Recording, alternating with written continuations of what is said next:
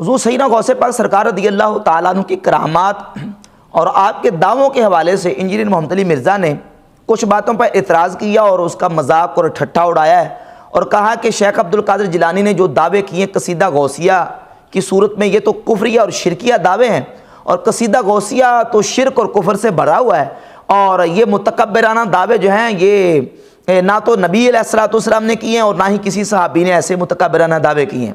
حالانکہ انجینئر محمد علی مرزا کی سوچ میں فرق ہے۔ حضور سیدنا غوث پاک سرکار رضی اللہ تعالیٰ عنہ نے جو دعوے کیے ہیں یہ متکبرانہ نعوذ باللہ دعوے نہیں ہیں، بلکہ یہ تحدیث نعمت ہے، اور اللہ نے جو عظمت اور شان ان کو عطا کی اس کا اظہار ہے۔ اگر اس طرح کے دعووں کو تکبر کہا جائے، نعوذ باللہ، اور کبر اور بڑائی اور تکبر کہا جائے، تو پھر انبیاء علیہم الصلوات و تسلیمات نے اور نبی پاک صلی اللہ علیہ وسلم نے اور صالحین نے جو دعوے کیے ہیں کیا ان کو تکبر کہا جائے گا؟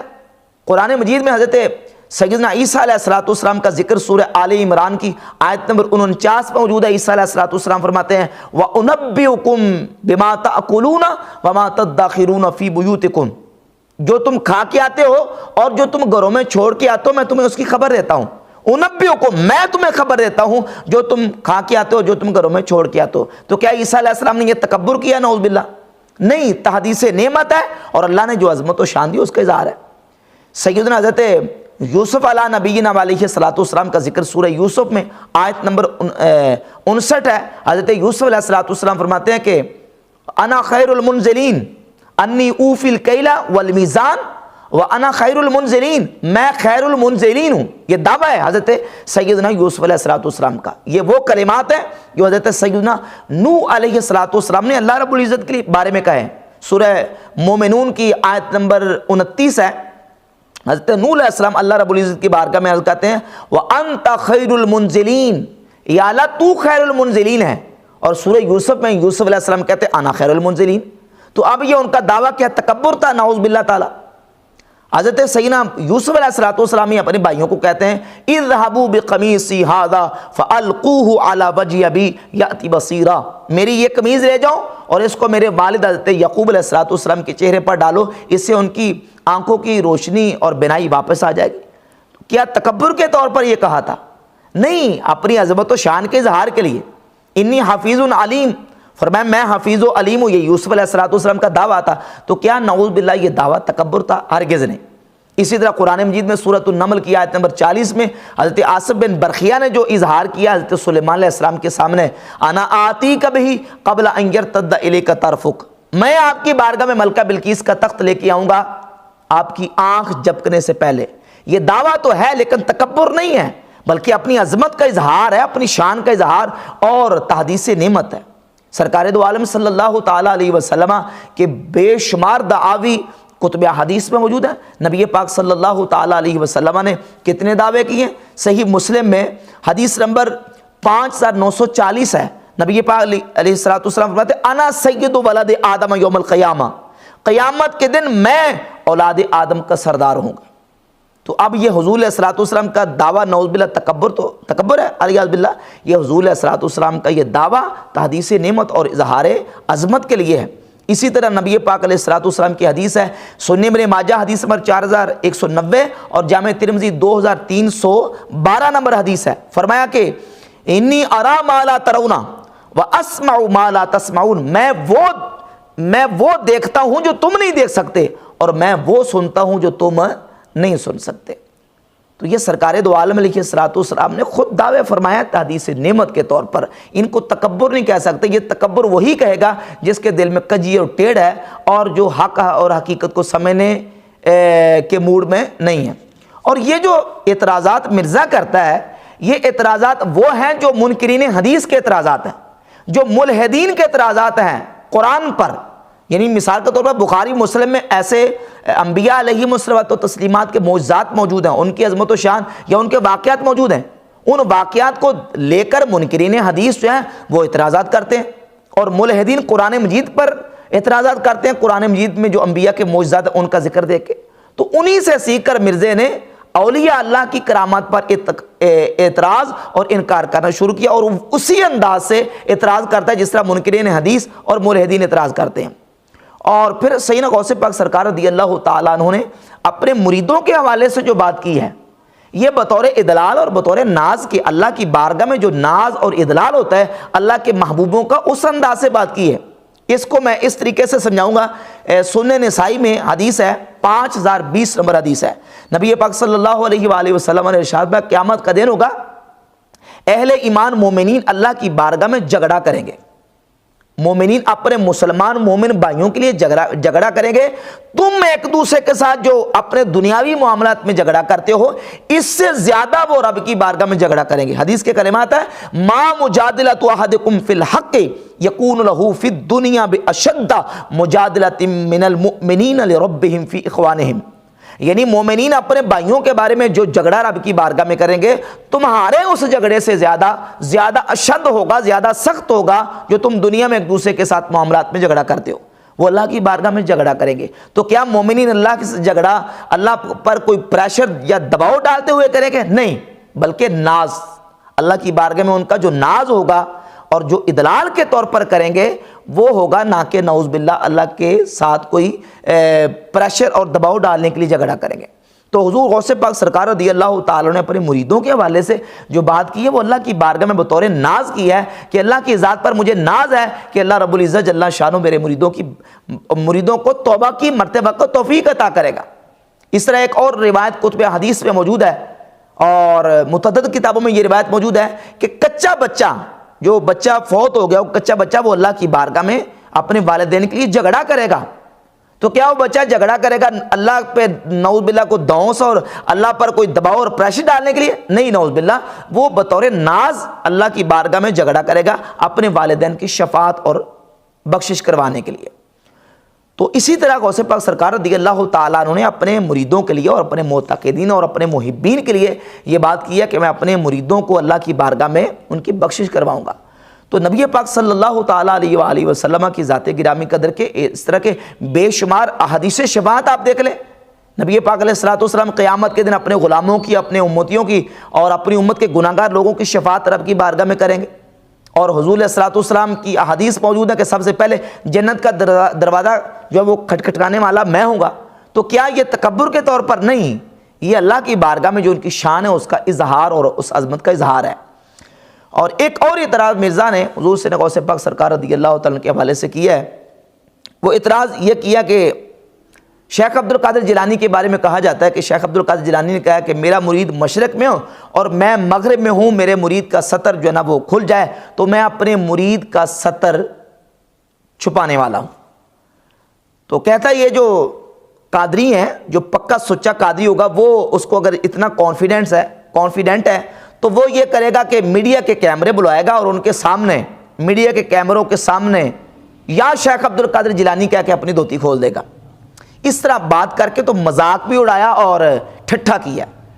ابھی میں وہ چیزیں پیش نہیں کرتا جو منکرین حدیث پیش کرتے ہیں حدیث کے حوالے سے اور مذاق اور ٹھٹھا کرتے ہیں، میں صرف الزامی طور پر مرزا کو جواب دینا چاہتا ہوں کہ مرزا صاحب یہی بات اگر ملحدین آپ سے کہیں جو خدا کو نہیں مانتے، خدا کے وجود اور ہستی کے منکر ہیں، وہ یہ بات آپ سے کریں کہ آپ قرآن کو مانتے ہیں اور قرآن کے احکامات کو مانتے ہیں اور قرآن میں یہ بات موجود ہے، اللہ فرماتا ہے اجیب دعوت الداع اذا دعان، میں دعا کرنے والے کی دعا کو قبول کرتا ہوں، اذا دعان، جب بھی مجھ سے دعا کرے، جب بھی بندہ دعا کرے گا میں اس کی دعا کو قبول کروں گا، یہ قرآن میں موجود ہے۔ اگر ملحدین یہ بات کریں کہ مرزا صاحب آپ توحید کے زیادہ ٹھیکیدار بنے پھرتے ہیں، ذرا میڈیا کے کیمرے منگوائیں اور میڈیا کے کیمرے منگوا کے یا اللہ مدد کہیں اور دھوتی کھول دیں اور اللہ کی بارگاہ میں دعا کریں، پتہ چلے گا کہ آپ کی دعا کتنی قبول ہوتی ہے۔ تو آپ کیا جواب دیں گے منکرین حدیث کو اور جو ملحدین ان کو کیا جواب دیں گے آپ؟ جو جواب آپ دیں گے وہی جواب ہمارا ہوگا کہ اللہ رب العزت کی آزمائش کرنے کی اللہ نے اجازت نہیں دی۔ اللہ نے کب یہ کہا کہ تم اس طرح کر کے دھوتی کھول کے تم مجھ سے دعا کرو میں تمہاری دعا کو قبول کروں گا؟ اللہ تعالیٰ نے یہ کہیں کہا ہے کہ میری آزمائش کرو؟ تو اللہ تعالیٰ کی آزمائش کرنے کی اجازت نہیں ہے۔ تو غوث پاک سرکار رضی اللہ تعالیٰ نے کہا کہ میری آزمائش کرو؟ جب اللہ کی آزمائش کرنے کی اجازت نہیں تو ولیوں کی آزمائش کرنے کی بھی اجازت نہیں ہے۔ اور پھر بات یہ کہ اگر اس طرح کی چیزوں کو مشاہدات پہ پرکھنا شروع کر دیا جائے تو اسلامی جتنے عقائد ہیں کیا آپ ان کو مشاہدات کی روشنی میں آپ ان کو ثابت کر سکتے ہیں؟ اگر کوئی کافر، کوئی غیر مسلم آپ کو کہے کہ عذاب قبر کا عقیدہ آپ کا موجود ہے اور یقیناً ہمارا عقیدہ احادیث متواترہ سے عذاب قبر کا عقیدہ ثابت ہے۔ تو کوئی کہے کہ جتنے چینلز ہیں ان کے کیمرے منگواؤ اور میڈیا کے کیمرے منگوا کے کسی قبر میں لگا دو اور ہمیں دکھا دو، ہم مان جائیں گے۔ تو کیا آپ عذاب قبر کا سارا معاملہ جو ہے وہ لوگوں کو کیمرے کے آن کیمرہ دکھا سکتے ہیں یا مشاہدہ کروا سکتے ہیں؟ جنات موجود ہیں، فرشتے موجود ہیں، جنات اور فرشتوں کے وجود کا آپ معائنہ اور مشاہدہ کیمرے کے ذریعے کروا سکتے ہیں؟ تو یہ مشاہدے پر بنیاد رکھنے کا عقیدہ یہ اسلامی عقیدہ ہے ہی نہیں ہے، یہ تو یہودیوں کا دعویٰ تھا۔ یہودیوں نے موسیٰ علیہ السلام سے کہا تھا کہ لن نؤمن لک حتی نر اللہ جہرتاً، ہم اس وقت تک آپ پر ایمان نہیں لائیں گے جب تک ہم اللہ کو اپنی آنکھوں سے نہیں دیکھ لیتے۔ تو یہ دیکھنے کا اور کیمرے لگا کے دیکھنے کا، یہ تو مشاہدے پر ایمان اور عقیدے کی بنیاد رکھنا یہ یہودیوں کا طریقہ ہے۔ انہوں نے دعویٰ کیا تھا جو دعوے آپ کر رہے ہیں، جو مطالبے آپ کر رہے ہیں۔ اور باقی رہی بات مشاہدے کی کہ مشاہدہ ہی اگر کروانا ہے تو کتنی احادیث ہیں، آپ ذرا ان کا مشاہدہ کروا کے دکھائیں، ٹھیک ہے نا؟ کیمرے بلوائیں اور کیمرے میڈیا کے بلوا کے آپ ان کا مشاہدہ کروائیں۔ مثال کے طور پہ مسند احمد بن حنبل کی حدیث نمبر 446 ہے، اور سنن ابی داؤد میں 5099 نمبر، اور اسی طرح ابن ماجہ میں 3869 نمبر، جامع ترمذی میں 3388 نمبر حدیث ہے۔ سیدنا عثمان رضی اللہ تعالیٰ حدیث کے راوی ہیں کہ جو بندہ یہ دعا پڑھے، بسم اللہ الذی لا یضر مع اسمہ شیء فی الارض ولا فی السماء وهو السمیع العلیم، یہ دعا پڑھ کے کوئی چیز کھائے گا، کوئی چیز اسے ضرر نہیں کرے گی۔ تو آپ ذرا زہر کی بوتل پکڑیں اور بوتل پکڑ کے لوگوں کے سامنے میڈیا کے کیمرے بلائیں، حدیث ہے نا، کتب ستہ کی حدیث ہے، اس حدیث کے مطابق ذرا کیمرے پکڑ کے لوگوں کو زہر پی کے دکھائیں اور پتہ چل جائے، ذرا ہمت کر کے دکھائیں۔ تو مشاہدے سے یہ ساری چیزیں دکھانا ضروری نہیں ہے۔ اور یہ بات یاد رکھیں کہ اس طرح کی جو باتیں ہوتی ہیں ان کو مشاہدے سے ثابت نہیں کیا جا سکتا، اور نہ ہی اس پر ہمارا ایمان اور عقیدہ اس طریقے سے ہے۔ اور تیسرا اعتراض مرزا نے جو کیا وہ یہ کہ شیخ عبد القادر جیلانی کو کچھ لوگ ملنے کے لیے آئے، تو جب ان کے پاس پہنچے تو ان کا ایک جو غلام تھا اس نے لوٹا جو رکھا تو لوٹے کی ٹوٹی قبلہ کی طرف نہیں کی۔ یہ بات یاد رکھیں کہ یہ صالحین کا طریقہ ہے، بلکہ صحابہ اکرام رضی اللہ تعالیٰ عنہم سے بھی یہ بات ثابت ہے کہ وہ ہر چیز کا رخ قبلہ کی طرف کر دیتے تھے۔ تو یہ اولیاء اللہ کا طریقہ اور ان کے آداب اور مستحبات میں سے ہے کہ جو بھی چیز ہے اس کا رخ قبلے کی طرف کر دیا جائے۔ اب مرید کی چونکہ تربیت بھی تھی، لیکن اس کے باوجود اس نے کوتاہی کی اور لوٹے کی ٹوٹی جو ہے وہ قبلہ کی طرف نہ کی۔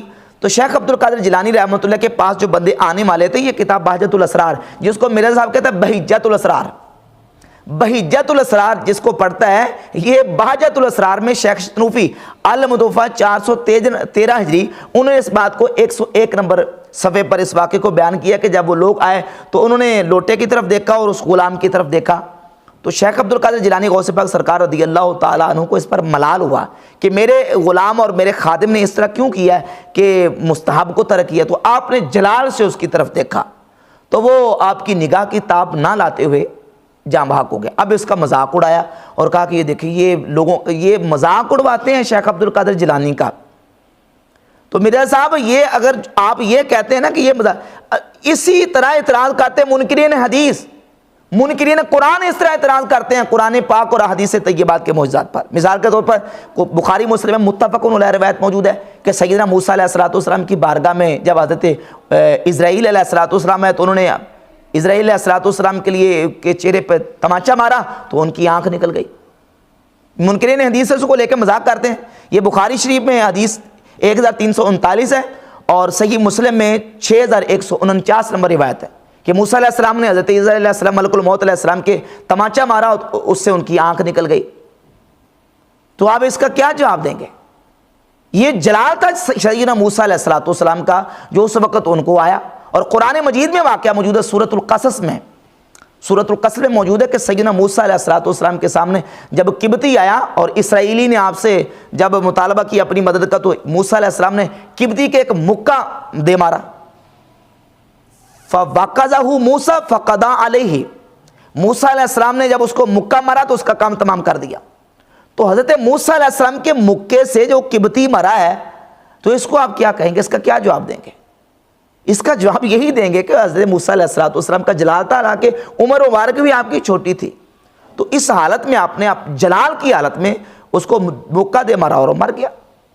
تو سیدنا حضرت شیخ عبد القادر جیلانی رحمۃ اللہ علیہ نے جو جلال سے دیکھا تو اس کی وفات ہو گئی، اس میں آپ کی ذات کا کیا قصور ہے؟